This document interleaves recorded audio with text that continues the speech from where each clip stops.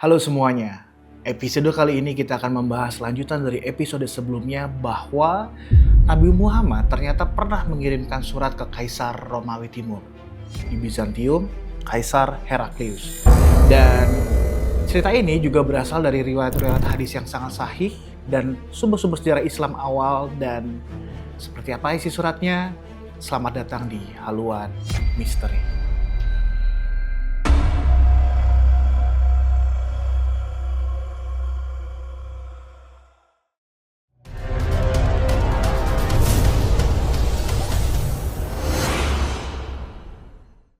Oke, episode kali ini sekali lagi adalah lanjutan dari episode sebelumnya.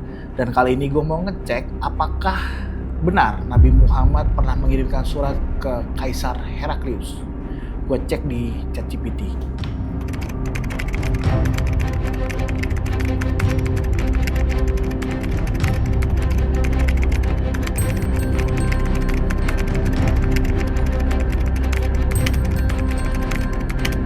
Alright. So, yang pertama datang dari hadis sahih Bukhari dalam kitab Badul Wahyu atau awal turunnya Wahyu nomor 7. Diriwayatkan oleh Abdullah bin Abbas, Abu Sufyan pernah menceritakan kepadaku bahwa Heraklius mengirimkan utusan kepadanya saat dia berada dalam suatu kafilah dagang Quraisy. Lalu Heraklius bertanya tentang Muhammad dan Abu Sufyan menjawab setelah itu. Heraklius berkata, "Aku tahu bahwa dia akan muncul, tetapi aku tidak menyangka akan muncul dari kalian, bangsa Arab. Jika aku bisa menemuinya, aku akan mencuci kakinya." Dalam riwayat tersebut disebutkan bahwa Heraklius memang menerima surat dari Nabi Muhammad dan mengakui tanda-tanda kenabian meski tidak beriman secara terbuka. Lalu pertanyaannya, apa isi surat Nabi Muhammad kepada Kaisar Heraklius? Isi surat dari Nabi Muhammad kepada Heraklius adalah sebagai berikut. Beberapa versi surat ini diriwayatkan dalam sejarah Islam, salah satunya versi yang paling terkenal, tercantum dalam kitab Sirah Nabawiyah Ibnu Ishaq dan Ibnu Hisham, juga dikutip oleh beberapa ulama dengan isi sebagai berikut. Dengan nama Allah yang Maha Pengasih lagi Maha Penyayang, dari Muhammad, hamba Allah dan utusannya kepada Heraklius, pembesar Romawi. Salam bagi siapa saja yang mengikuti petunjuk.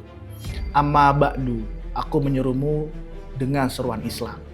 Masuklah Islam, maka kamu akan selamat dan Allah akan memberimu pahala 2 kali lipat. Jika kamu menolak, maka dosa para rakyatmu akan menimpamu. Wahai ahli kitab, marilah kepada kalimat yang sama antara kami dan kalian bahwa kita tidak menyembah selain Allah, tidak mempersekutukannya, dan tidak menjadikan sebagian dari kita sebagai Tuhan selain Allah. Jika mereka berpaling, katakanlah, saksikanlah bahwa kami adalah orang-orang yang berserah diri, muslimin. Dan surat ini dikirim bersama seorang utusan Nabi yaitu Dihyah bin Khalifah al-Kalbi yang membawa surat ke Bizantium dan menyampaikannya kepada Kaisar Heraklius di wilayah Syam, kemungkinan di Homs atau Baitul Maqdis di Yerusalem. Dan pembahasan soal surat dari Nabi Muhammad SAW ke Kaisar Heraklius juga pernah disinggung oleh Ustadz Rexial, di mana Ustadz Rexial juga pernah menceritakan hal ini. Dan berikut adalah kutipan dari Ustadz Rexial. Dapat surat pertama kali tulisannya Bismillahirrahmanirrahim. Min Muhammadin Rasulillahi Sallallahu Alaihi Wasallam ila Heraklius. Kemudian dari Rasulullah kepada Heraklius. Di situ ada stempelnya Nabi ngajak dia untuk masuk Islam. Beberapa sumber sejarah lainnya, yang pertama adalah Ibnu Ishaq dan Ibnu Hisham dalam Sirah Nabawiyah, menyebutkan cerita ini secara rinci dalam peristiwa tersebut. Yang kedua adalah dari Al-Tabari dalam Tarikh Al-Rusul wa Al-Muluk, mencatat surat-surat dakwah Nabi ke para raja besar termasuk Heraklius. Yang ketiga, Muslim non-Arab seperti Bar Hebraeus yang merupakan sejarawan Kristen Suriah juga mencatat interaksi ini dalam karya mereka meskipun dari perspektif yang berbeda. Sebagai kesimpulan, memang ada bukti kuat dari hadis sahih dan sejarah Islam bahwa Nabi Muhammad SAW mengirimkan surat dakwah kepada Kaisar Heraklius. Namun memang tidak ditemukan bukti arkeologis atau manuskrip asli surat tersebut yang masih bertahan sampai dengan hari ini. Hal yang wajar karena korespondensi politik era abad ke-7 sangat jarang bertahan dalam bentuk fisik. Heraklius diyakini terkesan dengan isi surat dan pribadi Nabi, tapi tidak menyatakan masuk Islam secara terbuka, mungkin karena saat itu tekanan politik internal yang sangat besar. Surat dakwah berikutnya yang dikirim Rasulullah SAW adalah surat yang dikirim ke Khosrow kedua atau raja dari Persia. Surat ini dikirimkan kepada Kisra Abrawais yang dibawa oleh sahabat Rasulullah, yaitu adalah Abdullah bin Hufazah Ash-Shahmi. Sumber sejarah yang mencatat kejadian ini adalah Asy-Syafi'i, yang kedua adalah At-Tabari, dan sejarah modern dari Abul Hasan Ali Al-Hasan An-Nadwi, Syirah Nabawiyah, sejarah lengkap Nabi Muhammad, Darul Manas. Dan berikut bunyi suratnya. Dengan nama Allah yang Maha Pemurah lagi Maha Penyayang, dari Muhammad Rasulullah kepada Kisra Raja Persia. Keselamatan bagi yang mengikuti petunjuk, yang beriman kepada Allah dan Rasul-Nya, dan bersaksi bahwa tiada Tuhan selain Allah. Dan aku adalah utusan Allah kepada umat seluruh manusia untuk memberi peringatan bagi siapa yang hidup dan supaya pastilah azab terhadap orang-orang yang kafir. Masuklah Islam, maka kau akan selamat. Dan jika kau mengabaikannya, maka atasmu dosa orang-orang Majusi. Khosrow kedua menerima surat Rasulullah melalui Abdullah bin Hudafah Asy-Syahmi, namun reaksinya jauh berbeda. Dengan marah ia merobek surat itu sambil berkata, "Bagaimana mungkin seorang rakyat jelata menulis namanya sebelum namaku?" Ketika berita ini sampai ke Madinah, Rasulullah SAW berdoa, "Ya Allah, hancurkan kerajaannya sebagaimana dia merobek suratku." Beberapa tahun kemudian, doa ini terbukti. Persia jatuh ke tangan Islam pada masa Khalifah Umar bin Khattab. Sejarawan W. Montgomery Ward menilai ini sebagai titik balik sejarah Timur Tengah, di mana Islam menggantikan kekuatan Persia yang telah berkuasa berabad-abad. Oke, sebelum gue lanjut ke analisa diplomasi Rasulullah, gue mempunyai fakta unik, yaitu ternyata Rasulullah SAW memiliki 65 sekretaris dalam mengorganisir surat-surat yang beliau kirimkan kepada raja-raja yang berkuasa. Dan pada saat itu di setiap wilayah di luar dari kekuasaan dari Nabi Muhammad. Analoginya, kalian bayangkan bahwa seperti negara kita saja memiliki sekretaris kabinet itu cuma satu. Artinya, betapa besar pengaruh politik dan kekuasaan Islam di bawah pimpinan Rasulullah di kala itu. Fakta ini ditemukan oleh Profesor Azami, guru besar Universitas Ibnu Saud di Riyadh. Ketika beliau meneliti suatu kitab berharga yang mencatat banyak bukti surat menyurat Rasulullah, yaitu kitab Al-Intishar lil Quran karya Al-Baqillani. Al-Baqillani yang mengulas para sekretaris Nabi SAW, ia bahkan menyebutkan nama-nama sekretarisnya dalam kitabnya tersebut.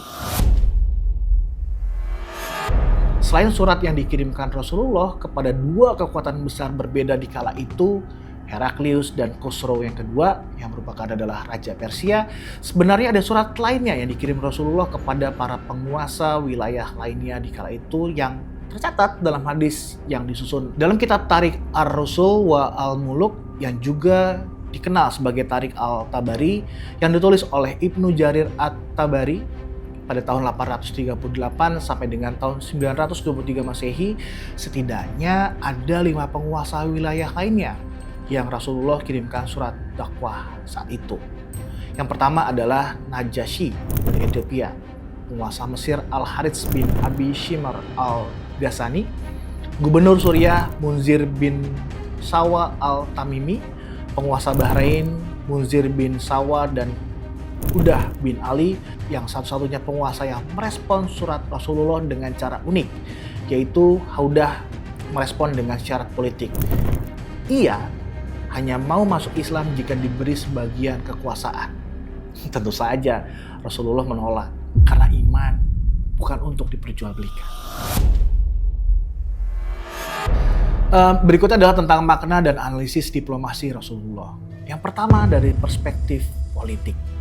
Rasulullah menunjukkan bahwa kepemimpinan bukan hanya soal kekuatan militer, tetapi juga kemampuan mempengaruhi melalui pesan moral. Surat-surat ini adalah strategi soft power jauh sebelum konsep ini dikenal dalam politik modern.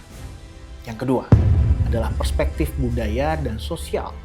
Surat-surat Rasulullah menggambarkan penghormatan terhadap keberagaman budaya. Beliau tidak memaksa, melainkan mengajak dengan cara yang penuh hikmah.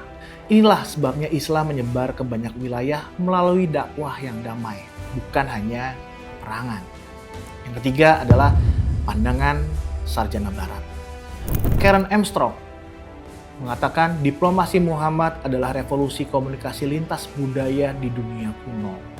W. Montgomery Watt mengatakan langkah ini menunjukkan bahwa Muhammad bukan hanya seorang nabi tetapi juga negarawan dalam visi global. Dan yang ketiga dari Marshall Hodgson dalam Venture of Islam menuliskan bahwa surat-surat ini adalah cikal bakal hubungan internasional berbasis nilai keadilan. Dan sebagai penutup, warisan abadi surat-surat Rasulullah yaitu dengan secarik surat di atas perkamen, Rasulullah SAW mengguncang tahta dunia dari Konstantinopel hingga Ctesiphon, dari Mesir hingga Ethiopia. Pesannya tetap sama. Masuklah Islam, niscaya kamu akan selamat. Surat-surat ini bukan hanya lembaran sejarah, melainkan pelajaran diplomasi, kepemimpinan, dan visi global. Rasulullah membuktikan bahwa pena dan kata-kata bisa lebih kuat daripada pedang. Hari ini, surat-surat itu menjadi saksi sejarah. Mereka mengajarkan kita bahwa perubahan besar dimulai dari visi yang berani, komunikasi yang tulus, dan keyakinan yang tidak tergoyahkan. Rasulullah SAW mengajarkan bahwa Islam adalah agama dialog, perdamaian, dan diplomasi. Anyway, berikut adalah sejarah tentang Nabi Muhammad yang mengirimkan surat kepada beberapa penguasa-penguasa dunia. Kalau kalian tertarik dengan cerita-cerita seperti ini, tulis di kolom komentar, share video ini, like, dan share Radit. Sampai ketemu lagi di episode berikutnya. Bye-bye.